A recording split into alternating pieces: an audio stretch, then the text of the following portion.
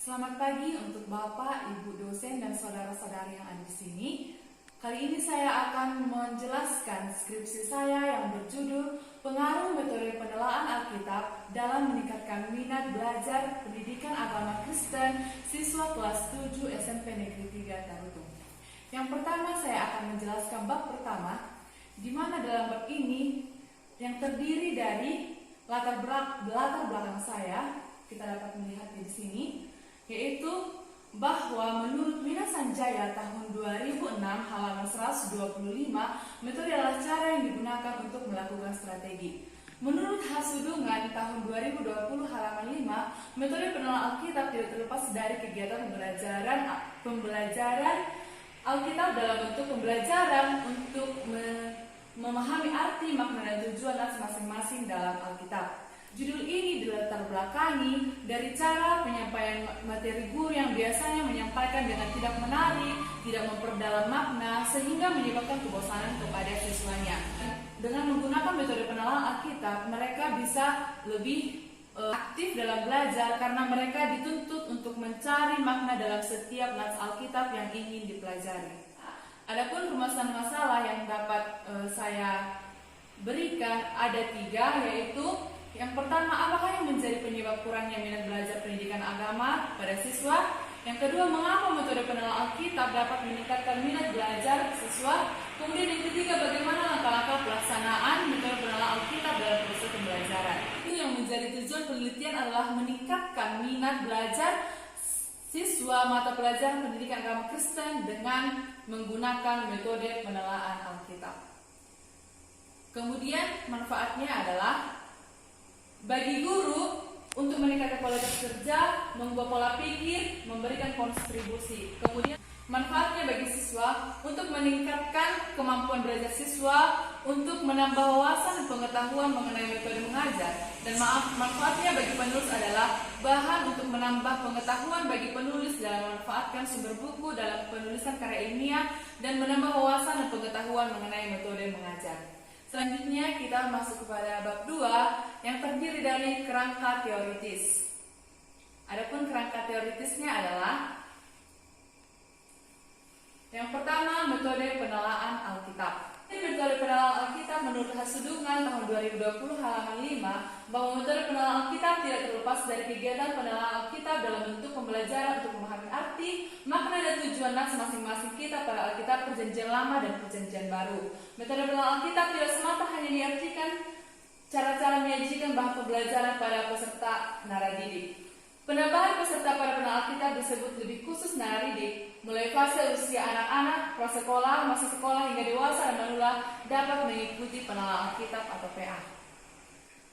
Adapun desain dalam metode penelaahan Alkitab ada 3, yaitu yang pertama, desain tematik yang merupakan pokok pikiran, dasar cerita yang dipercakapkan, yang dipakai sebagai dasar mengarang, mengubah sajak, dan sebagainya. Tujuan tema dalam penelaahan Alkitab menekankan pada pemahaman nats Alkitab secara implikasinya pada setting in life untuk menghubungkan nats dengan bidang kehidupan, yakni kehidupan nats pada zamannya yang tidak dapat dipisahkan dan kehidupan masa kini. Yang kedua adalah desain topikal. Topikal diangkat dari pembicaraan teraktual yang sedang terjadi di tengah masyarakat yang menjadi pokok pembicaraan yang sedang hangat diperbincangkan. Ada 2 desain topikal, yaitu topikal terkini dan desain topikal zaman. Selanjutnya yang ketiga adalah desain sintesis. Pengertian sintetis tampaknya berbeda-beda menurut keahlian masing-masing pakar. Namun apabila dicermati kembali, Rich Warren memberi arti sintesis. Sintesis adalah menempatkan bersama tetapi berbagi dalam beberapa bagian namun tetap padu.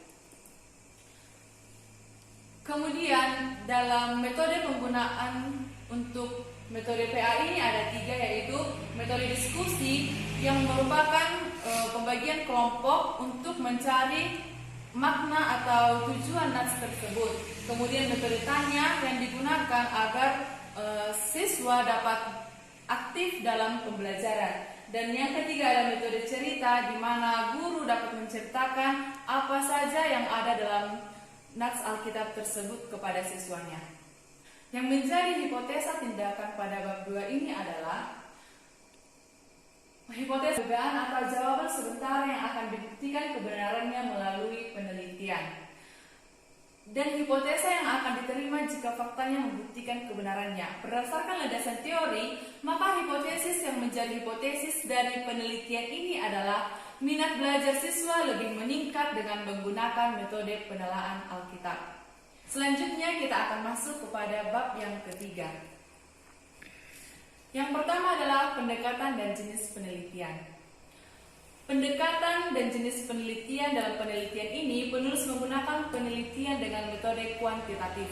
Menurut Sugiono tahun 2010 halaman 8, metode penelitian kuantitatif dapat diartikan sebagai metode penelitian yang berlandaskan pada filsafat positif, digunakan untuk meneliti pada populasi atau sampel tertentu. Pengumpulan data menggunakan instrumen penelitian, analisis data bersifat kuantitatif atau statistik dengan tujuan untuk menguji hipotesis yang telah ditetapkan. Penelitian kuantitatif bertujuan untuk menguji teori yang telah berlaku selama ini, apa benar atau salah.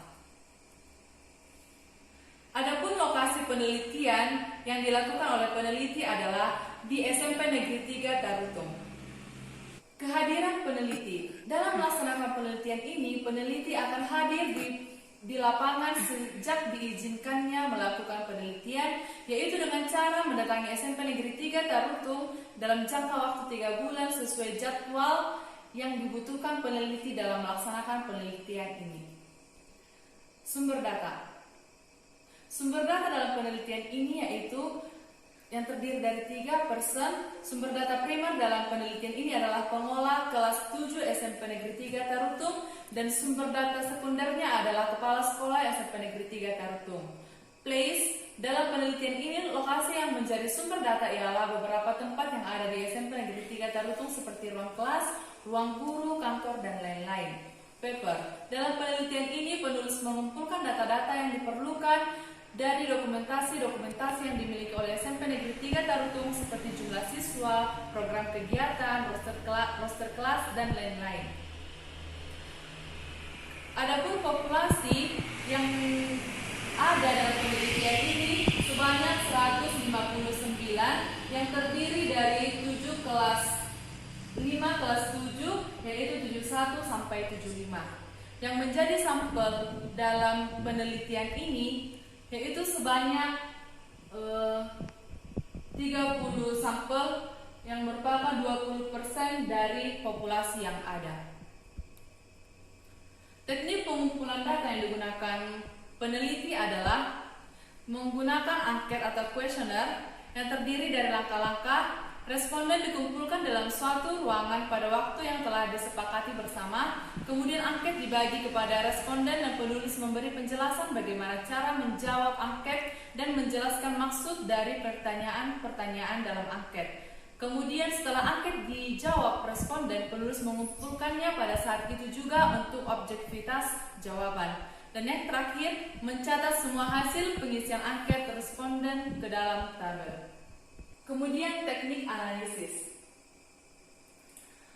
Untuk membuktikan apakah hipotesis yang telah ditentukan penulis diterima atau ditolak, maka dilakukan pengolahan data dengan menganalisis data jawaban responden dengan langkah-langkah sebagai berikut. Yang pertama, membuat tabel distribusi jawaban berdasarkan alternatif jawaban atau berdasarkan bobot option masing-masing jawaban untuk variabel X. Dan yang kedua, khusus untuk variabel Y.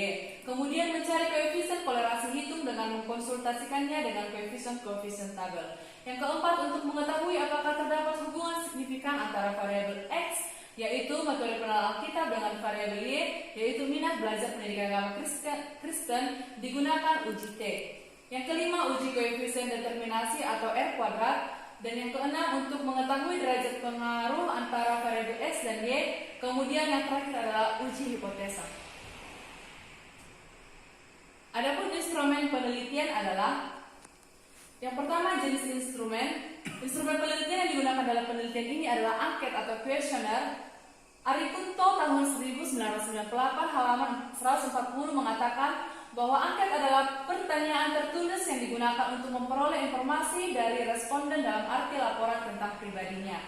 Adapun skala nilai yang digunakan oleh peneliti yaitu jika dia menjawab A, artinya selalu, maka bobotnya 4. Kemudian jika dia menjawab B, sering, bobotnya 3. Kalau dia menjawab C, kadang-kadang bobotnya 2, dan kalau dia menjawab tidak pernah, maka bobotnya 1. Uji instrumennya adalah uji validitas instrumen dan uji reliabilitas. Yang terakhir adalah langkah-langkah dalam penelitian, yaitu terdiri dari 4 langkah, yaitu tahap persiapan, tahap pelaksanaan, tahap analisis data, dan tahap penyelesaian. Demikianlah hasil pemaparan saya dengan judul Pengaruh Metode Penelaah Alkitab dalam Meningkatkan Minat Belajar Pendidikan Agama Kristen kepada siswa kelas 7 SMP Negeri 3 Tarutung. Atas perhatiannya saya ucapkan terima kasih.